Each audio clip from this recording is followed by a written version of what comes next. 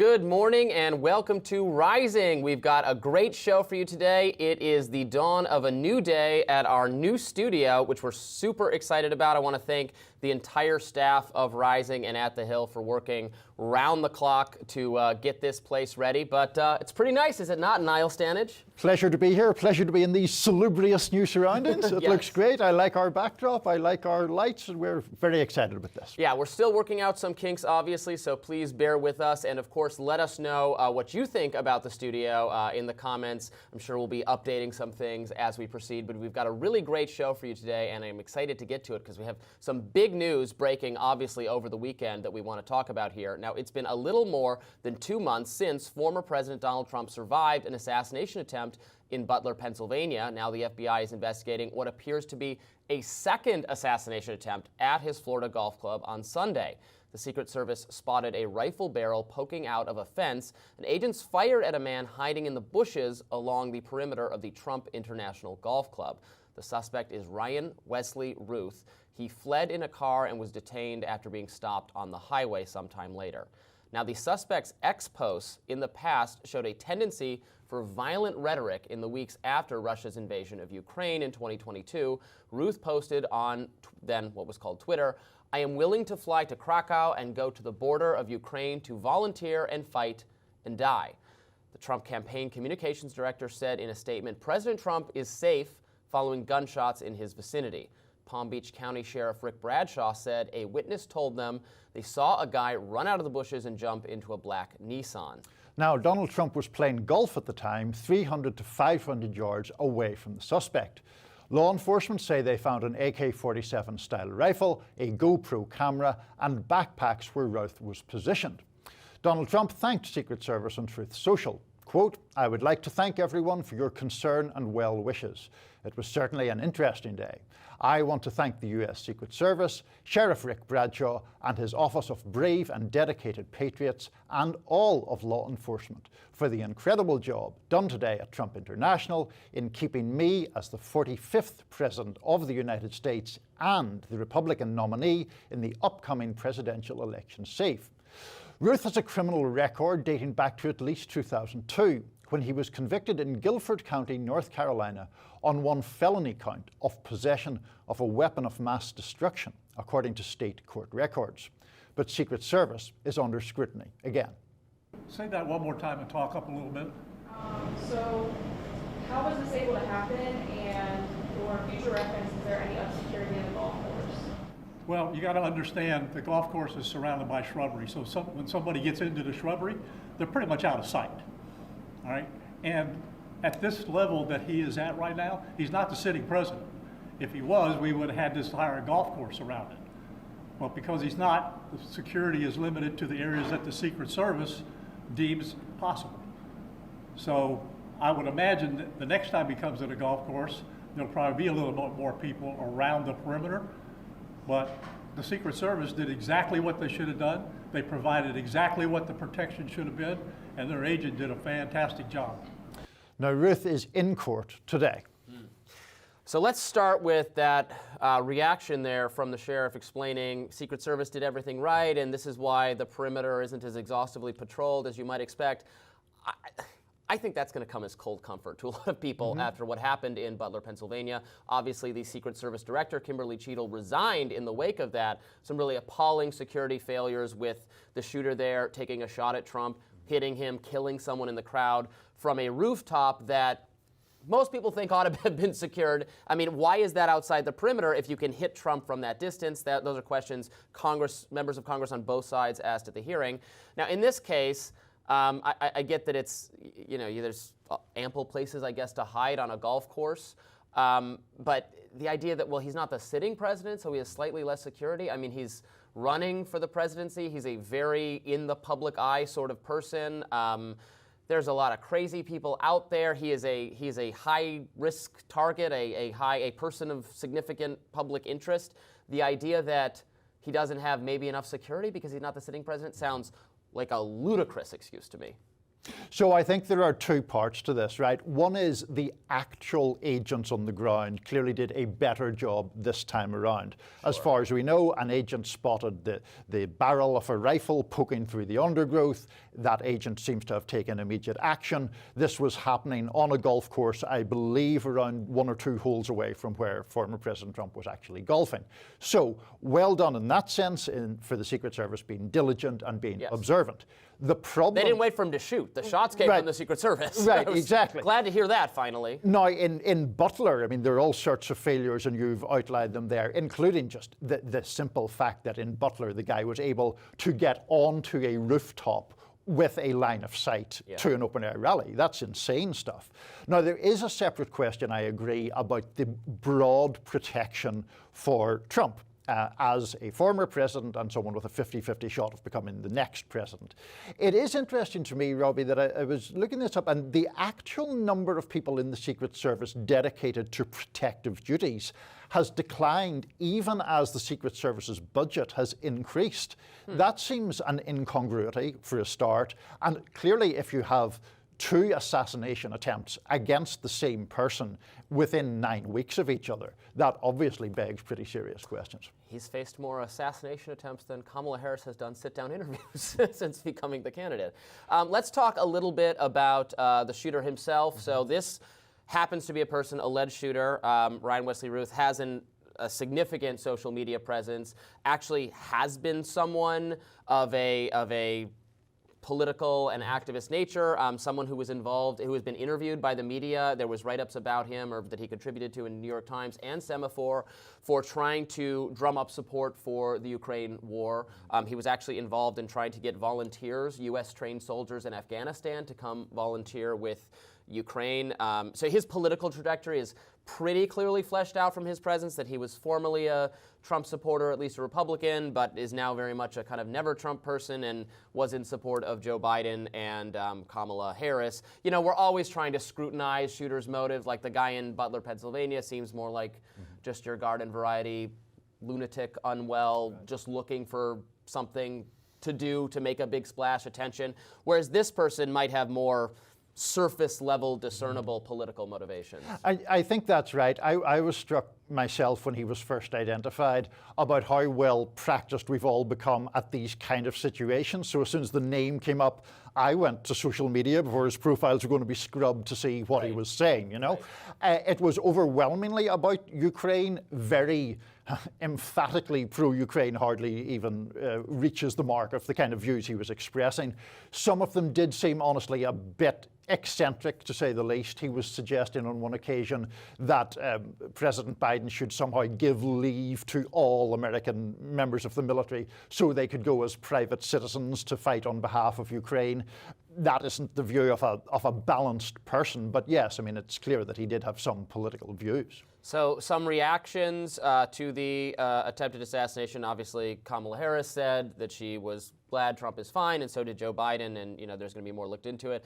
There were a couple less kind, less good reactions. One was from Rachel Vindman, who's the wife of Alexander Vindman, who was a prominent figure in the Trump the first Trump impeachment. She tweeted, "No ears were harmed. Carry on with your Sunday afternoon."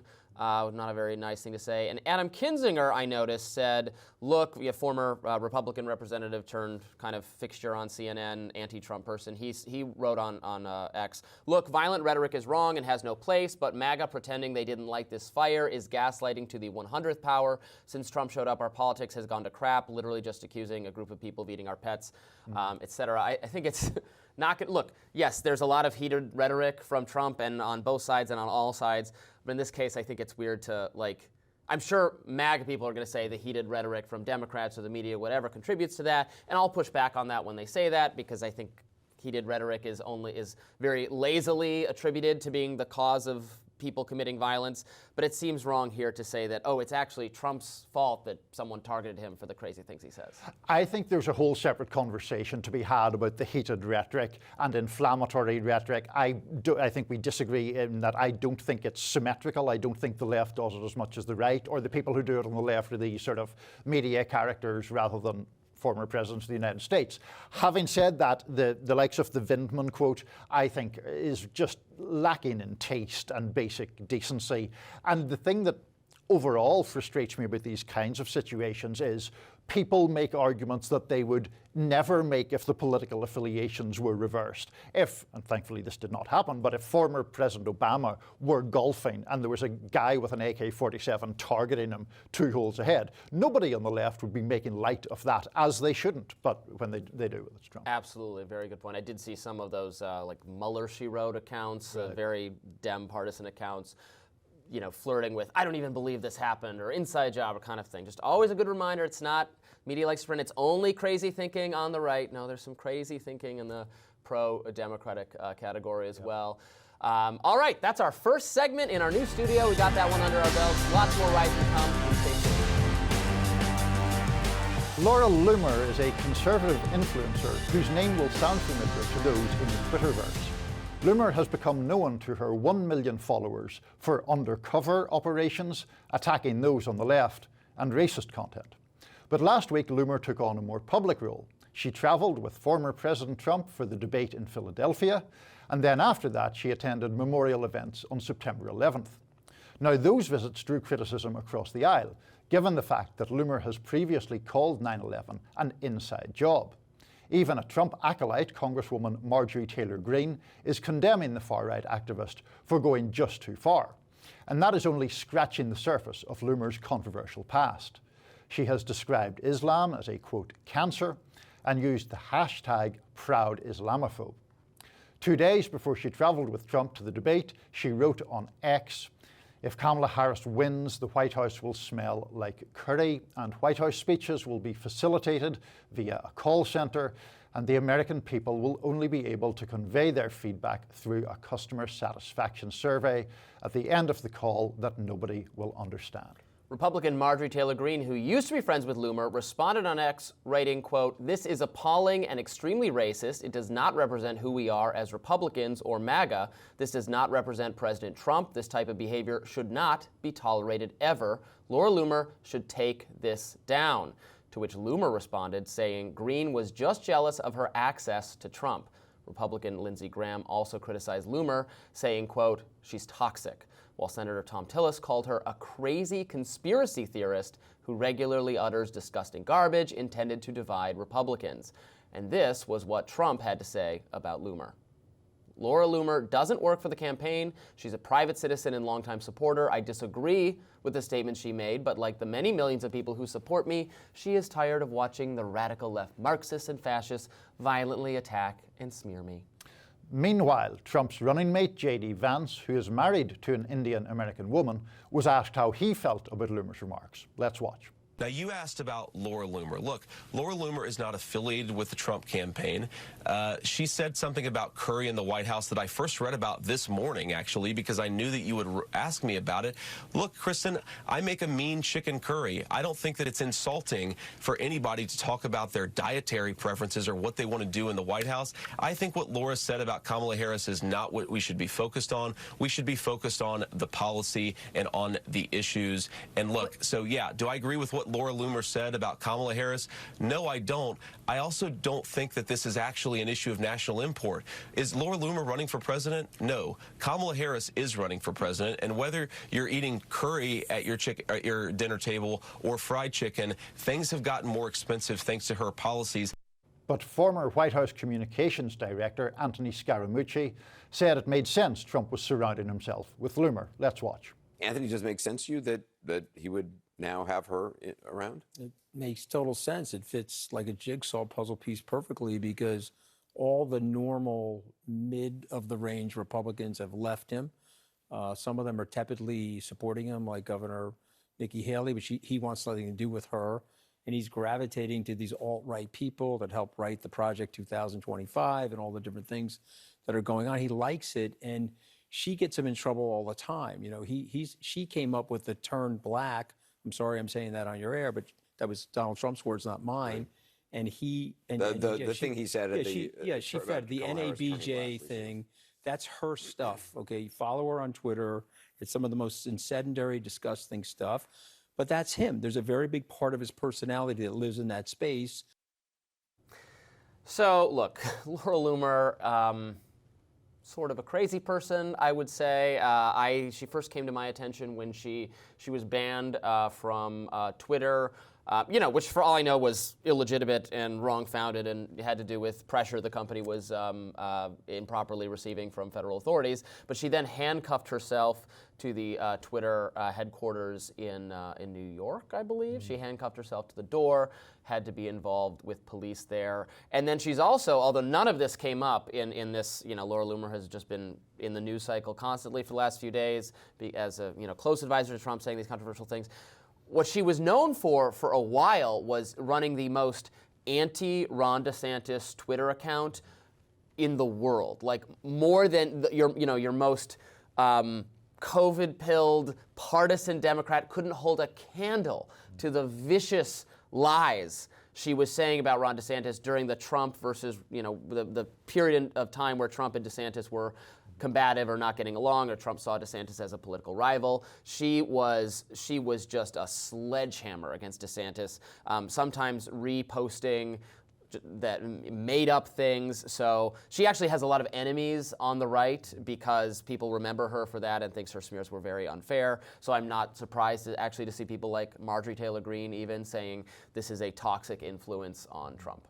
I mean, Laura Loomer is just one of these unfortunate characters who get thrown up in our current political environment, who will say literally anything, is, in my mind, primarily an attention seeker rather than anything else, has found that by latching on to Trump, she gets a lot of that attention. Some of the DeSantis stuff you mentioned, we don't want to obviously repeat every single smear, but one of them was going after Ron DeSantis' wife, Casey DeSantis, for purportedly exaggerating breast cancer of some description. I mean, just crazy stuff.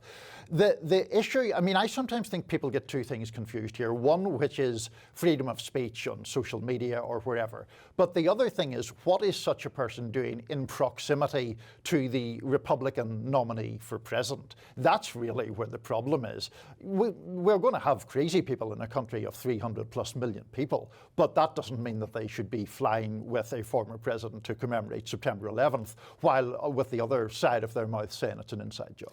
Yeah, I think that's absolutely fair. I don't believe she should be taken off social media. I think people should be able to speak their mind, and if they say things that are wrong or false or smears, you can correct them on social media, as happens on Twitter and with the community notes feature is great.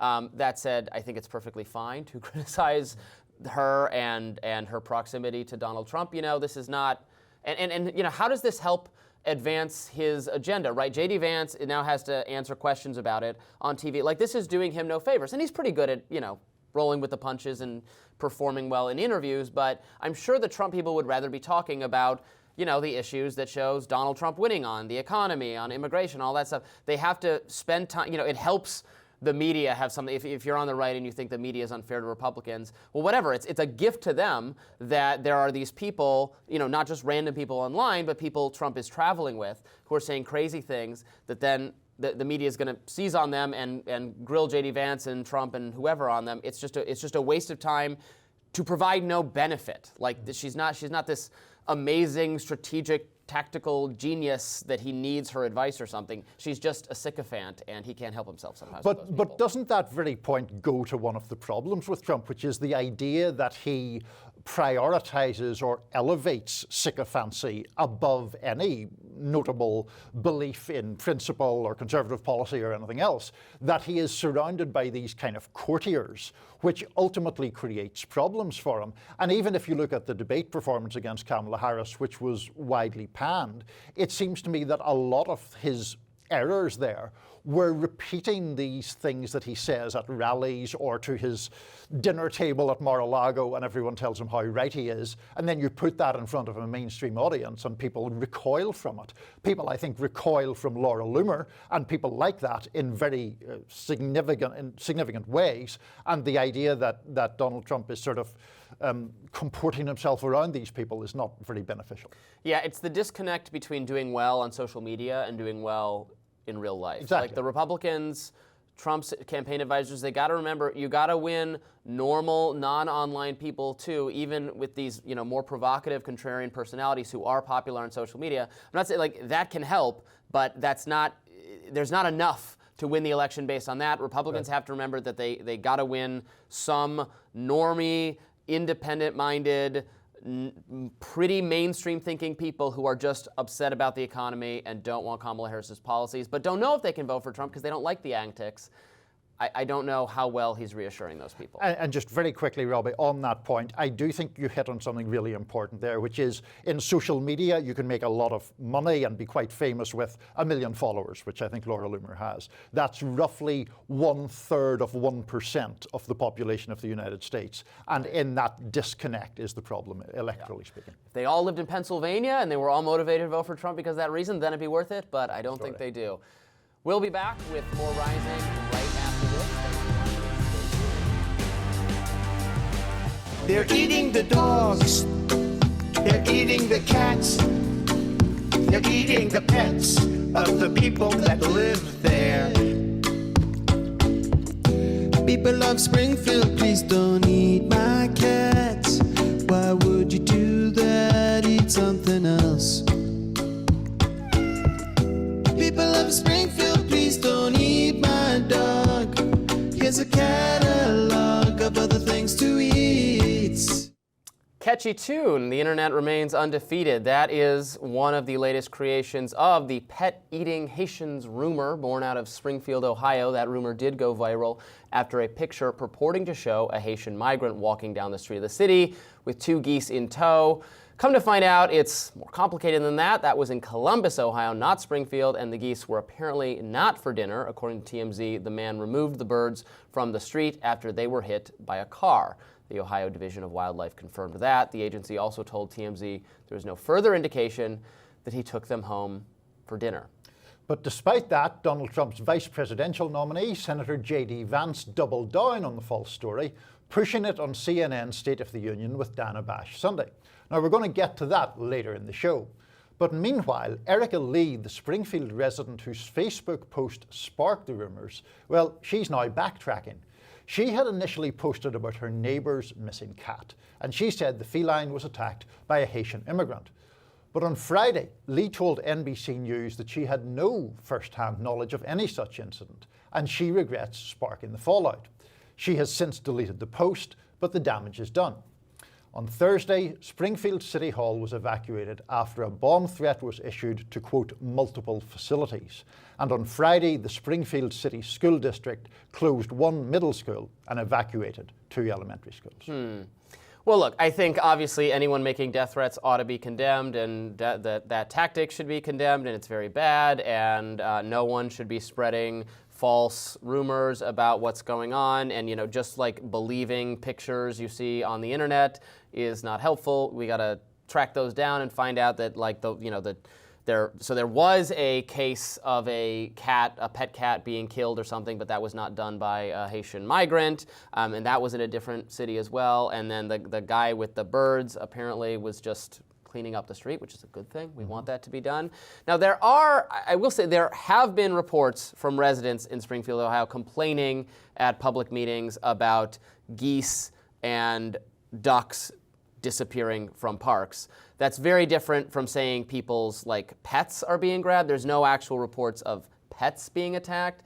Now you can't just go and start attacking wild birds in the park either that's something you got to get permitted and do all of that, but it's a smaller issue than what has been made it out to be. I think you're being very kind to the people who are inflating or propagating what is effectively a false rumor. I mean, this was something that appeared pretty clearly, in my view, to be done to defame Haitian immigrants, to smear them.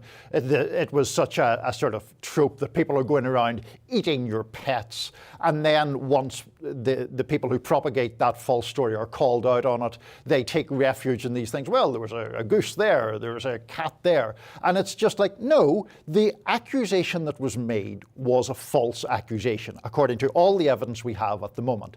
It was done against a community that is vulnerable and could be expected to face antagonism, and it has had the effect of inflaming these tensions that are now resulting in school closures, in bomb threats, in people being told, or people telling the media that they are keeping their kids home from school for their safety.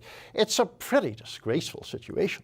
Well, again, I think it's, again, wrong to spread rumors or gossip about things that are just not true. And you're correct. There are no well-founded accusations of pets going missing for any reason, let alone because Haitian migrants are involved. So that part of it was not accurate, should not have been pushed by the right, should not have been brought up by Trump at the debate. There, again, have been people in the community speaking out publicly about the birds in parks, which is a different thing and not as serious. But you can't just, like, part of this that I found a little annoying, like people say, well, the police have received no reports, or authorities haven't heard anything about this. Well, that doesn't necessarily mean it's false just because authorities are not taking the complaints of residents seriously enough, or the police have not bothered to look into it. That's not going to reassure anyone, because part of the thing that the right is saying is that Democratic-run administrations and some Republican-run administrations are not taking the influx of immigrants is not being taken seriously by the powers that be, and it does cause problem in communities, and no one is paying attention to that. So the idea that the authorities will say, of course there's nothing wrong, is just going to, like, that's exactly what they expect to hear. Yeah, but the whole point of the false or unfounded story was to make, to my mind, an anti-migrant argument. Maybe there are geese going missing from public parks in Ohio, but that would never have been a national story. I mean, no one would care about that, were that the actual core of the story. The core of the story has been these false things. They're eating the cats, they're eating the dogs, aimed at, let's be blunt, black migrants. And that is why the story gained steam. That is why it did, I think, lead to these terrible threats. And that's why there has been such pushback against it. I think, honestly, it's just almost like a semantic or a legalistic argument to get into, like, oh, well, there might be something happening with some animal somewhere in Ohio. Like, that wasn't the accusation. Yes. So, right, Christopher Rufo, conservative activist and writer, put forth a call to say, like, okay, does anyone have evidence of this? And we'll publish it if you do. And he did quickly get someone to publish video of some kind of animal on a grill. Do I know for certain it's a cat? No. Some people said it looks more like a chicken. Some kind of animal. You can't tell. The witness said it was a cat. Now, this was in a different Ohio town. It was not Haitians. It was, I think, African migrants, or maybe not even migrants, just people. So yeah, it's a little bit like, okay, well, we found something sort of tangentially, but again, not the thing you claimed. And and again, it would have to be pretty pervasive for you to say that this is the fault of migrants in general, right, rather than just and I was pushing back on some people on the right because, like, people do hunt birds. White people hunt, shoot ducks and eat them. I've eaten duck before, so it's fine to do that in the proper. Now, you can't just go to the public park and start mowing down the ducks in the little pond around children and everything. This should be a story of, people are upset in their community sometimes with their neighbors. It can be, sometimes it's racially charged, it can be non-racially charged, and I don't think people should be overlooking that. But yes, obviously the story has gotten out of hand, and with death threats and everything being made, that's very bad. Well, it's also on the generalized nature of it. I mean, as the one immigrant at the table here, if somebody, I'm sure an Irish immigrant has done something ludicrous or damaging or bad at some point, and to suggest that that is emblematic of the Irish community, I would take umbrage at. So I understand why people in the Haitian community or in migrant communities more broadly are so upset about this. I'm a descendant of Italian immigrants. We were also treated like dirt when we arrived in this country, as were your people. Absolutely. So we know how that goes. All right, we actually will be covering a little bit more of this later. We'll check in with J.D. Vance being grilled on this subject on CNN. More Rising in just a minute. House of Cards keeps collapsing. New York City Mayor Eric Adams' top City Hall attorney has abruptly resigned. The attorney, Lisa Zornberg, said she, quote, concluded that I can no longer effectively serve in my position. Zornberg's departure comes just days after Adams' police commissioner, Edward Caban, resigned following the news that him and his brother are under federal investigation. Plus, the homes of several other high-ranking city officials in Adams' administration were raided earlier this month. There are now 4 federal inquiries surrounding Adams' circle. It's unclear which crimes those inquiries are focused on and whether Adams himself will be indicted. But what is clear is that this all hurts Adams' chances at re-election come 2025. On Friday, another New York State Democrat, State Senator Jessica Ramos, joined a growing number of candidates hoping to take over the mayor's job. Adams has said he is cooperating with investigators and remains focused on his responsibilities.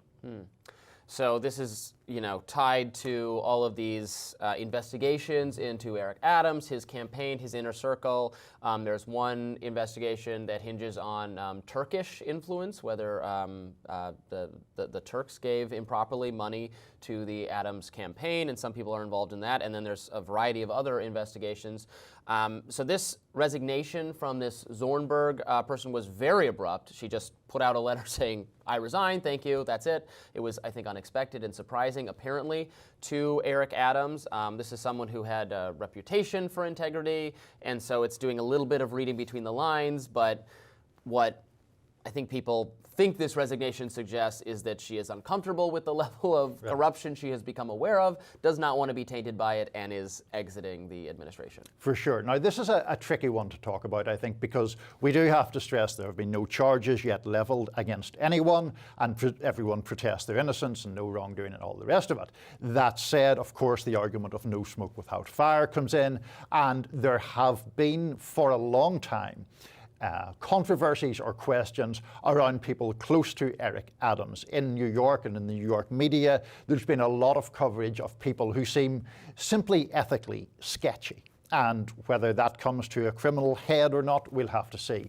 The one thing that I do think is interesting in a sort of broader national picture, Robbie, is when Eric Adams first became prominent, winning the Democratic primary for mayor, which effectively means you become the mayor in New York, he was at least being talked up by some people as this rising Democratic star. And, after President Biden fades from the scene, maybe Eric Adams could be like a Democratic nominee or something.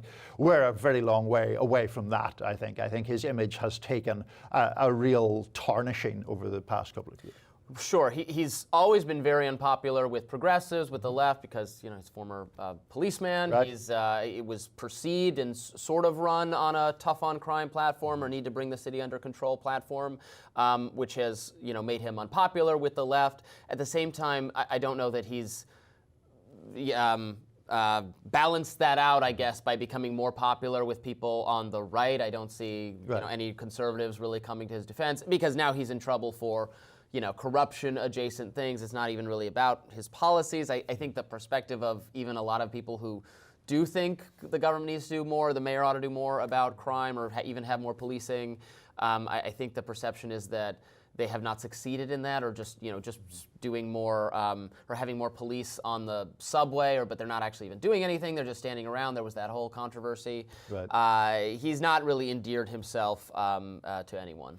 No, and there has been a shift. Obviously his predecessor was Bill de Blasio, very beloved by the left. Then the shift to Adams was just the left. Just no one left, else. No one else. Then there was this idea of it's Adams come along. He's going to be, as you say, the tough on crime guy, a somewhat more moderate or centrist figure. But I don't see any sense that Eric Adams has transformed the city for the better. The one thing I would say about Adams is that he follows in a long line of rather soap operatic kind of New York City mayors. We've had that for a long time, going back to people like Ed Koch. And so it has always been this very old school sort of politics of New York City Hall and who can climb to the top there, how you manage relations with the city council there, all of that. So it is, I think, maybe the only mayoral office in the city that makes people a national figure. Unfortunately, Eric Adams has rather, I would say, wilted under that national spotlight. They have again, they've not charged him or suggested that he is specifically criminally liable yet. They did seize his phone. Never a good sign. That's never a good sign. It would not be surprising if charges do eventually materialize, I expect. But we really need to we have to expect that we can keep our foreign influence so directly out of our politics. Obviously, Bob Menendez is exiting Congress for accusations that he took Egyptian money, Egyptian gold, snuck in corners of his household. Not good. Needs to be dealt with. We will be back with more Rising in just a minute. So, after Taylor Swift endorsed Kamala Harris last week on Instagram, to her over 280 million followers, Donald Trump took to Truth Social to write, quote, "I hate Taylor Swift." To which the Harris-Walz campaign responded with this press release full of what are apparently Taylor Swift-related puns, although many of them were lost on me. Trump's bad week, Taylor's version, we're pretty sure it's safe and sound to say Donald Trump's week has him down bad. Mr. Not at all fine has spent this week working through his feelings, whining about champagne problems, and spending exactly none of his time addressing the issues facing the American people. No Shake It Off reference, so I don't know what that is. Robbie got through that okay. But does all this Taylor Swift drama really matter? Well, apparently it could. Popular pollster and founder of 538, Nate Silver, tweeted, quote, "This election is basically a competition to see who's more online. Whichever party wins the competition loses the Electoral College." So I think what he's saying there is if you're paying too much attention to Taylor Swift as part of the campaign strategy, that's not actually a very good idea. No one should pay little attention to Taylor Swift. Everyone should pay close attention to her views on everything, including songwriting. Yeah, I guess I'm so a skeptical. Casual Swiftie. I just I don't think her endorsement matters. I think the Trump people are wrong to be so butthurt about it, for lack of a better term. To be, tweeting, "I hate Taylor Swift" is not helping him. We talked about some of the antics of the Trump people surrounding himself with Laura Loomer, all that stuff. Not useful. At the same time, Democrats going, it's, go home, guys. We got the Taylor Swift endorsement. This election is over. It's just, no, that's not true. Like, to win this election, Kamala Harris and Donald Trump, but take it from the Kamala Harris perspective, needs to motivate swing voters in Pennsylvania who are worried that despite what she says, she is going to ban fracking or require electric vehicles or ruin their jobs, send them overseas, whatever it is. That's what the election hinges on. It doesn't hinge on Taylor Swift's endorsement. Taylor Swift does not speak to that crowd. It doesn't matter. So focusing on that is a huge mistake either way. Let me speak up in Taylor Swift's defense here, Rob. Right. So, for a start, I do take your point to one extent, which is nobody is surprised that Taylor Swift is going to vote for Kamala Harris or that she doesn't like Donald Trump. That is pretty clear. Where I do think her endorsement has some potential impact is on the issue of voter registration and voter turnout. After she made that endorsement, I think it was vote.org, the site that allows people or guides people as to how to register to vote, got something of the order of 300,000 visits. Now, the thing that amplified the Taylor Swift importance politically, I think, was Trump going after her so aggressively. This is a woman who is maybe the most famous woman in America, who is widely beloved across a whole load of demographics, from little, young girls who show up at her concerts to people who are older than me and show up at her concerts. And to just pick a fight with someone like that in a sort of mean-spirited way, it doesn't change. It doesn't that's not the election lost, but it's not a smart thing to do. Yeah, well, did he pick the fight? I mean, she didn't have to say anything. She didn't have to endorse anyone. I would like more of our celebrities, entertainers, and athletes to just stay out of politics entirely. I think, like many Americans, resent that politics has entered every domain of life, and people can't stop talking about it. Maybe that's hypocritical. I'm paid to talk about it on TV, but you don't have to watch. You can turn me off if you're sick of hearing about it. God knows I'm sick of hearing it a lot of times. I think it's healthy for our society. It would be better for our politics to be able to not have it, to be just talking about, to be involved in it at all times.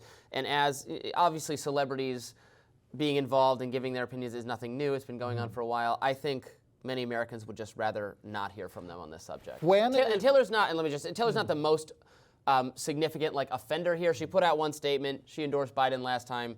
Whatever, it's done. Do I think Trump is helping himself by getting all upset or worked up about it? No. But also, I would rather just have our entertainers not get involved. On the topic of entertainers, look, I think there are people in the entertainment industry who are incredibly sanctimonious about the way they present their political views, and it's sort of good versus evil, and if you don't agree with me, you're a bad person, and and these are people often tweeting from Hollywood mansions or whatever. I understand why there's a pushback against that. To further my defense of Taylor Swift, that's not what she did. She wrote a message saying, I'm going to vote for Kamala Harris and Tim Walz for these reasons. I have done my research. You should do your own research and come to your own conclusions, but I do think it's important to vote. She was about as subtle or as gentle as it is possible to be while giving her political opinion. I think that she realizes that it's not, no one, well, some people do actually follow her example, but it's not that she moves every single US citizen among those Instagram followers to vote for her because she says so. But she's clearly a young woman who is engaged in the life of the country and wants to express some kind of view. And I thought she did so very, in a rather nuanced way, actually. Well, we're always rooting for the anti-hero. We'll have more rising right now. TikTok could be banned in the United States in a mere matter of months, but today its lawyers are headed to court to try to stop that outcome in the latest battle between the social media platform and the U.S. government. ByteDance, the parent company of TikTok, is suing to block the law and is going to argue that the ban would violate Americans' free speech rights. The U.S. government says the platform's ties to China is a national security threat. Now, the case is poised to head to the Supreme Court, and many believe that SCOTUS will indeed hear that case, given the high stakes and the justice's established interest in internet-related and First Amendment-related cases. Yes, and that will be interesting because I would say the Supreme Court has a pretty robust kind of free speech tradition. Its interpretation of the First Amendment has gotten more in favor of keeping speech free, legal, uncensored over time. In this era of partisanship and accusations that the court has become partisan and it's so split and 5-4 decisions and conservative takeover, there is still actually a lot of agreement on speech-related cases, in particular on the Roberts Court across the board. And this is not such a clearly politically divided issue, right? It's almost sort of the divide is the establishment versus others, because now while Donald Trump was in favor of a TikTok ban when he was president and took some steps along that line, he's now changed his mind. He's against banning TikTok. Elon Musk is against it. Tucker Carlson is against it. A lot of people on the right have spoken up about how this would be bad for free speech, kind of in the online space. Now, other Republicans think that this is a national security issue, join with Democrats in thinking, yes, get this Chinese spy app out of our pockets, out of our, off our phones, that kind of thing. I am very skeptical that this could stand up to First Amendment scrutiny personally, for the same reasons that, we allow propaganda and we allow bad speech and we say that you have a right to hear that. This is the US government saying we are voiding your ability to consume speech in this way because we think it's a national security risk, but that's not consistent with the First Amendment. Yeah, and I think the division that you drew between the establishment and the non-establishment or anti-establishment people is important, because on the left you have people like AOC who are also opposed to a ban on TikTok because they see it as, I think, a form of bias, really, or of trying to outlaw or minimize particular kinds of speech. And it's not like they're inventing that out of thin air either. Mitt Romney a while ago gave this interview where he seemed to link the desire to ban it to the degree to which pro-Palestinian sentiment arose on it. Now, without getting into the whole Gaza question, that's not a reason to ban an app. I think there are a couple of points here. I'm not a huge fan of the idea of banning TikTok because I think the arguments seem often rather specious to me. I mean, Chinese influence, well, foreign governments have all kinds of ways of propagating influence. And the idea that this is a particularly important or vital threat, I'm just not persuaded by. Now, whether there are arguments that could be made in other cases about, if a platform was explicitly designed to either push a foreign message or to push, racism or something like that, I think I would be more likely than you would be to support some sort of restrictions on that. But in this case, I think the pro-First Amendment case is a pretty strong one. Yeah, look, I don't doubt that China can and the Chinese government has used TikTok to disseminate or push narratives it prefers. We know they have some influence over the app, and we know what their policies are. We know that Google, to get into China, had to make all sorts of deals with the devil to suppress content the Chinese Communist Party wants suppressed, that content that humiliates Xi Jinping, content that talks about Tiananmen Square, things that are embarrassing to the Chinese government. So I have no doubt that they would seek to use their influence over the app in ways that they think are vital to their national security, that are destabilizing the U.S. And also, we know that the U.S. government has done that to the social media apps somewhat under its control, despite the protections of the First Amendment. We know now, it has been exposed, that federal agents representing the FBI and the CDC and all sorts of other agencies put pressure on social media companies to take down speech they wanted taken down. Now, it's not, because we do have the First Amendment, it's not as hands-on as China. It was suggestions. Please just do that. And they felt pressured to respond. My answer, so let's focus on that. Let's get something to stop that kind of pressure happening before we worry about something that we have less control over, which is China trying to do influence here. And I think, again, you have a right to consume that kind of content. And then you can come up with, again, on Twitter they have community notes where people say, oh, this is wrong for this reason, or this is hateful for this reason, or check this, or the source of this might be some foreign manipulation or whatever.